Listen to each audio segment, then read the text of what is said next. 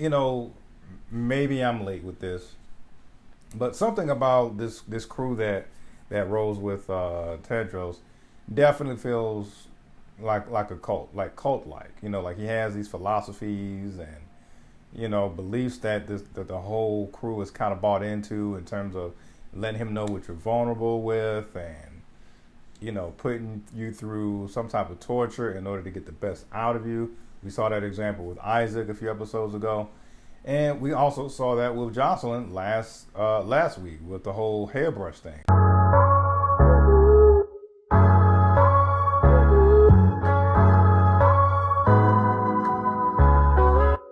Hey, what's going on, folks? Another episode of Ryan Reviews Everything. I know I'm a day late, but better late than never. Sometimes real life gets in the way of things.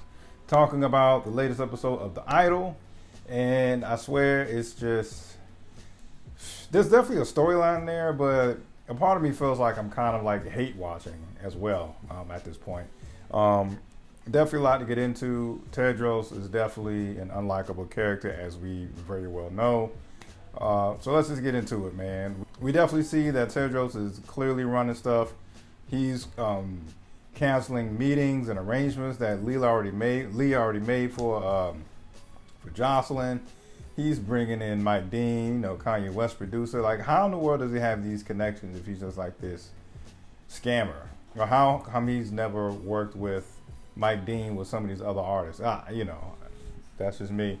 But we definitely see that. We also see that Chaim is also putting Destiny to work. Destiny is doing her own investigation on what's really going on with Tedros. And yeah, man, I think she was very active in this episode, or at least trying to do some type of Trojan horse thing. But also at the same time, at some point it kind of felt like she might have been swayed by some of the artists that work with Tedros, like Isaac and Chloe, and she was reporting back to I know I'm butchering his name, y'all. I think it's Chaim, and letting them know, like, hey, all these people got talent. This person got a voice of an angel. This is a girl named Chloe. But I don't know, man. Maybe I'm late with this, but something about this crew that rolls with Tedros definitely feels like a cult, like cult-like. Like he has these philosophies and beliefs that the whole crew is kind of bought into in terms of letting him know what you're vulnerable with and putting you through some type of torture in order to get the best out of you. We saw that example with Isaac a few episodes ago, and we also saw that with Jocelyn last week with the whole hairbrush thing. So it's just very awkward. She definitely was getting some what seems to be vital information, Destiny that is, getting some vital information from Chloe. Found out, that Tedros apparently found her on the streets, and she devotes her life to Tedros in a way. Even said, what'd she say? She slipped up and said she's 17 when she was really 18. Something like that, man. But something is really off with that. And, there's definitely been at least a minimum of one cringe moment per episode, but this probably is the biggest cringe of the episode is when Jocelyn needs to sound sexier with this particular ad lib about saying yeah of all things. And yeah, long story short, we see Tedros fondle her in front of everybody else in order to get that noise.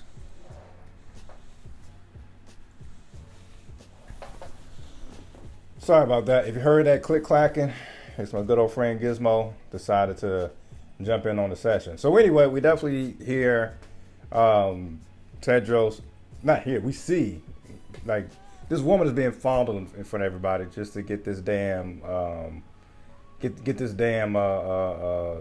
ad lib off. And it's like, all right, man, like, what's really going on? So I really I felt very uncomfortable watching that my damn self. And yeah, man, like, this is just a complete takeover, man. I really don't think I think I read somewhere that there's not going to be a second season. This is clearly just a limited series anyway. Sorry, Kizzy, I'm getting a little distracted. But what was I saying? Oh yeah, so I really thought this episode was entertaining. Another thing that I thought was very telling is just this continued annoying relationship that is building between Leah and Tedros. We definitely see that Tedros is really, really annoyed by Leah, telling her to shut the hell up in front of people. At the party towards the end of the episode, he's spraying her with champagne and all this other stuff, and yeah, and so I think I don't know, man. I really think there might be hope for Jocelyn, because we also see towards the end of the episode she gets kind of fed up with she gets fed up with Tedros of how he's treating Leah in front of everybody at the party and calls her ex-boyfriend, and we saw how that goes down. And yeah, man, like he's not even like scary. I don't, there's nothing threatening yet again about Tedros. If anything else, is just more so this annoying, entitled superstar wannabe. I believe it was Sam Levinson on one of the behind the scenes episodes where he described Tedros as a person who doesn't have the talent, but just has like this, drive and dedication for that whole type of lifestyle, but doesn't have the talent. So that's where this whole mentality came from in order to try to coach other people into it. You know how it goes. Those who can't do, teach, I guess.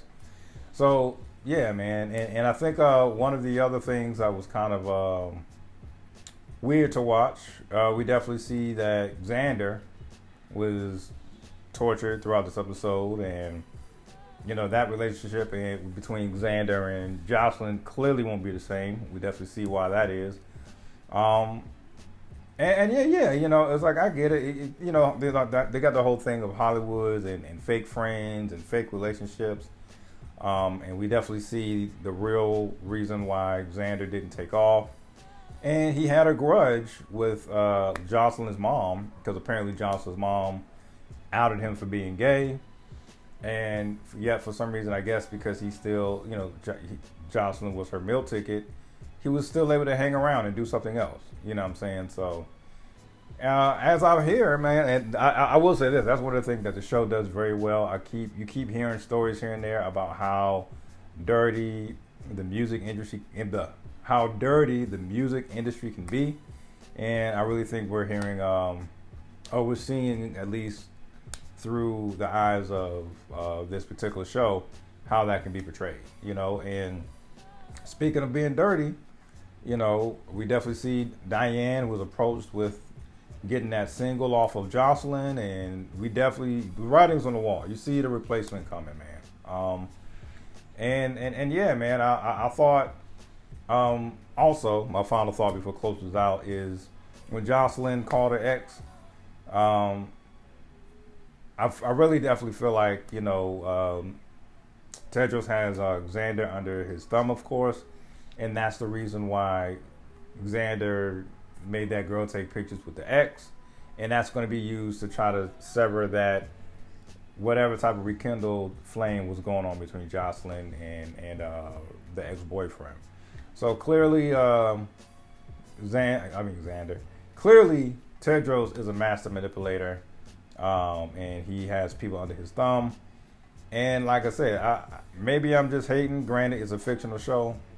But I'm hating on the fictional character because it's like there's nothing, like there's I guess maybe he has some type of charisma going for him, but it's like I just don't see what makes people follow him like that. It's not like the people who are rolling with him are like necessarily successful. So it's just it's just like, why are people following this guy? Like one of those things you just can't put your finger on. But nevertheless, man, apparently I think there's one more episode left. I still predict that Jocelyn is going to have the short end of the stick when it's all said and done and get screwed over in a huge way. And we definitely saw that with Diane confessing that, they want to give her, Nikki wants to give her that single. And in order to save face, it looks like Jocelyn verbally gave her the okay. So I really feel like she's gonna get screwed in the end of it. And I really feel like Tedros is going to use and abuse, or use it for what he can, and then leave Jocelyn out there broke and heartbroken. So anyway, man, hopefully this video wasn't too long. Love it or hate it, that's my review. Peace.